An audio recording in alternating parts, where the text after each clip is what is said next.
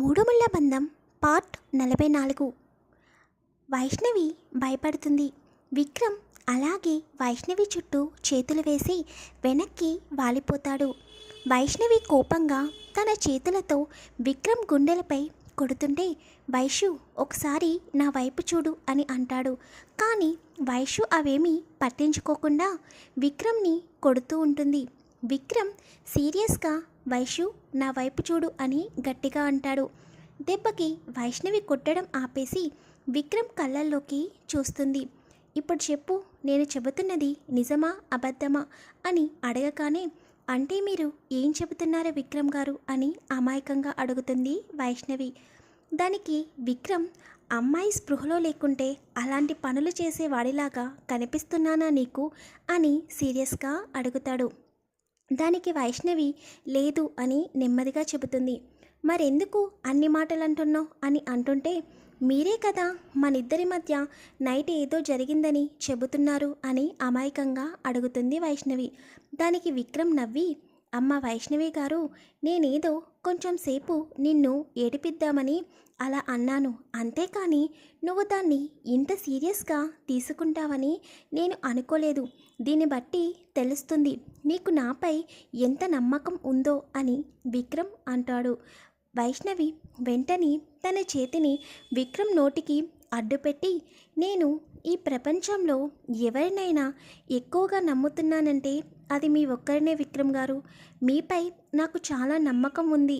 మీరు అబద్ధం చెప్పరని కూడా నాకు తెలుసు.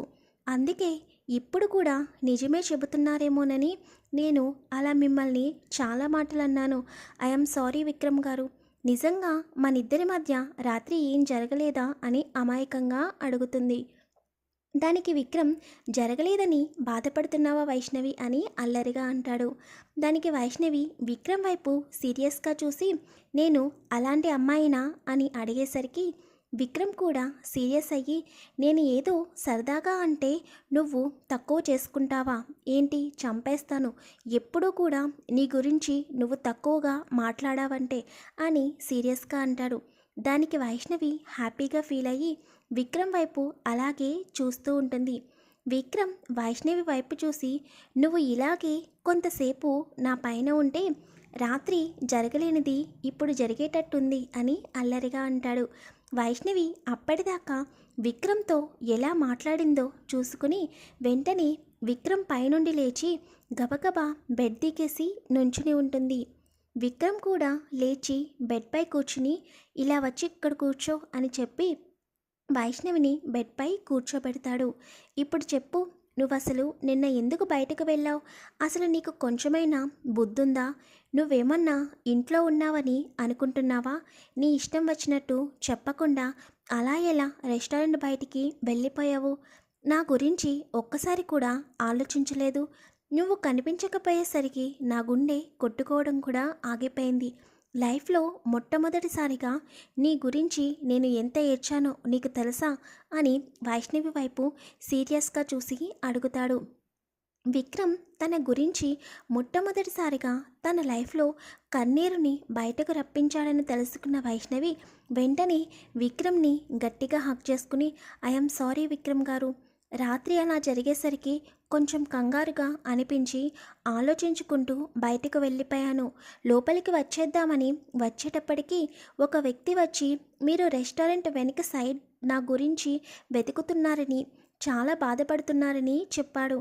అందుకే అతనితో పాటు వెళ్ళాను. తర్వాత నాకు అనుమానం వచ్చి పరిగెత్తుకుంటూ వచ్చేసరికి మీరు కనిపించారు. నేను మిమ్మల్ని పిలిచేసరికి ఆ వ్యక్తి నా ముక్కు దగ్గర ఏదో పెట్టాడు. అంతే, తర్వాత ఏం జరిగిందో గుర్తులేదు అని ఏడుస్తూ చెబుతుంది. విక్రమ్కి జరిగిందంతా తెలుసుకుని కావాలనే వాళ్ళు టైం చూసుకుని వైష్ణవిని కిడ్నాప్ చేశారని అర్థమవుతుంటే వైష్ణవితో అవన్నీ చెప్పడం కరెక్ట్ కాదని నెమ్మదిగా వైష్ణవిని దూరం జరిపి, ఇంకెప్పుడు నాకు చెప్పకుండా ఒంటరిగా ఎక్కడికి వెళ్ళకు. ఇప్పుడనే కాదు, ఇంటి దగ్గరైనా ఆఫీస్ దగ్గరైనా ఎప్పుడు కూడా ఒంటరిగా వెళ్ళకు.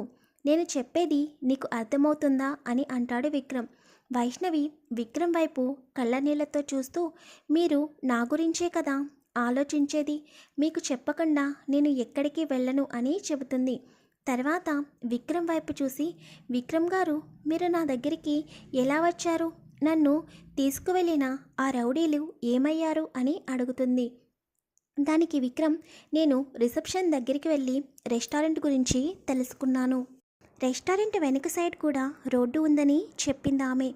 ఇంకా లేట్ చేయకుండా వెనక్కి వచ్చేసరికి కొంతమంది దూరంగా కనిపించారు. అప్పటికి నాకు అర్థమైపోయింది, వాళ్ళు నిన్ను తీసుకువెళ్ళడానికి వచ్చిన వాళ్ళని.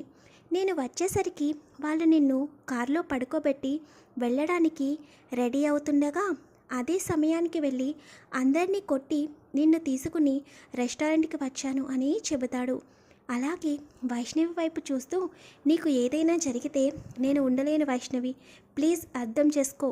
నీకు ఎవరి వల్ల ప్రమాదం ఉందో నేను త్వరలో తెలుసుకుంటాను.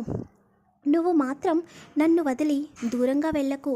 నేను నిన్న అలా బిహేవ్ చేయబట్టే కదా నువ్వు నాపై కోపంగా అలిగి వెళ్ళిపోయావు అని విక్రమ్ అంటుంటే, వైష్ణవి జరిగింది గుర్తుకు తెచ్చుకుని, అంటే విక్రమ్ గారు నేను కోపంగా వెళ్ళిపోయానని అనుకుంటున్నారా? అందుకే ఇలా మాట్లాడుతున్నారా? లేదు, నాకు విక్రమ్ గారిపైన ఎటువంటి కోపం లేదు కదా. నేను ఆ సమయంలో విక్రమ్ గారిపైన కోపం కూడా రాలేదు నాకు. మరి ఎందుకు విక్రమ్ గారు అలా ఆలోచిస్తున్నారు అని అనుకుంటూ విక్రమ్ వైపు చూస్తుంది. ఇంకా విక్రమ్ వైష్ణవితో అలా మాట్లాడుతూనే ఉంటాడు. విక్రమ్ మాటలు వైష్ణవి మనసుని తాకుతుంటే, మీరు నన్ను ఎంతగా ప్రేమిస్తున్నారో మీ కళ్ళల్లో అర్థమవుతుంది సార్. నా గురించి మీరు ఏడ్చారు అని తెలుస్తుంటేనే మీరు మీ గుండెల్లో నా స్థానమేంటో నాకు తెలుస్తుంది. ఎప్పటికీ మిమ్మల్ని దూరం చేసుకోలేను అని విక్రమ్ దగ్గరికి వెళ్ళి విక్రమ్ కళ్ళల్లోకి చూస్తూ అదే ధ్యాసలో ఉన్న వైష్ణవి విక్రమ్ పెదవులపై తన పెదవులు పెట్టి ముద్దు పెట్టుకుంటుంది. మాట్లాడుతున్న విక్రమ్ వైష్ణవి చేసిన పనికి షాక్గా అలాగే ఉండిపోతాడు. వైష్ణవి విక్రమ్ పెదవులపై తన పెదవులు నిలిపి అలాగే కళ్ళు మూసుకుని ఉండిపోతుంది. విక్రమ్ షాక్ నుండి తేరుకొని వైష్ణవి వైపు చూస్తాడు. వైష్ణవి మాత్రం కళ్ళు మూసుకుని ఉంటుంది. వైష్ణవి విక్రమ్ పెదవులపై తన పెదవులు నిలిపి అలాగే ఉంచితే ఇక విక్రమ్ బాబు అసలు ఊరుకుంటాడా? తను ప్రేమించిన అమ్మాయి తనంతటా తానే వచ్చి ముద్దు పెట్టుకుంటే ఎవరు దూరంగా ఉంటారు?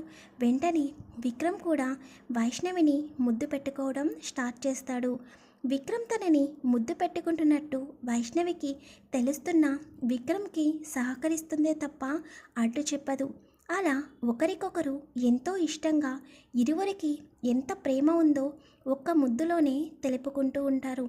అలా వాళ్ళ మధ్య ముద్దు అనేది 10 నిమిషాల పాటు కొనసాగుతుంది. నెమ్మదిగా వైష్ణవికి ఊపిరి భారమవుతుంటే విక్రమ్ గుండెలపై కొడుతుంది. వైష్ణవిని వదలాలని లేకపోయినా తన పరిస్థితి అర్థమవుతూ ఉంటే విక్రమ్ నెమ్మదిగా వైష్ణవి పెదవులను వదిలేస్తాడు. నెక్స్ట్ పార్ట్లో ఏం జరుగుతుందో తెలుసుకుందాం. ఫ్రెండ్స్, వీడియో చూస్తున్నారు కానీ ప్లీజ్ కామెంట్ చేయడం లేదు. స్టోరీ ఎలా ఉందో ప్లీజ్ కామెంట్ చేయండి. వీడియోని లైక్ చేయండి, షేర్ చేయండి, ఛానల్ని సబ్స్క్రైబ్ చేసుకోండి.